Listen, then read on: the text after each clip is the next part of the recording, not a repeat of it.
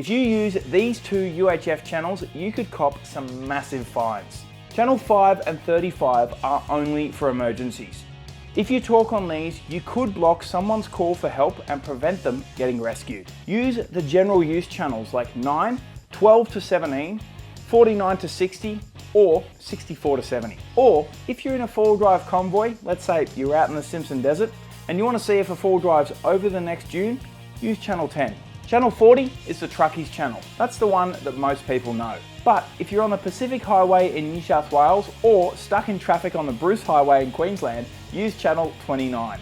Channel 18 is for caravanners. Channel 30 is for local weather and fire warnings. Channels 22 and 23, don't use them. They're for data only. And channels 61 to 63, they're for future use, so stay off those. And if you're using channels 1 to 8, 31 to 38, 41 to 48, or 71 to 78, those are duplex channels and they're used with repeaters to give you extra range.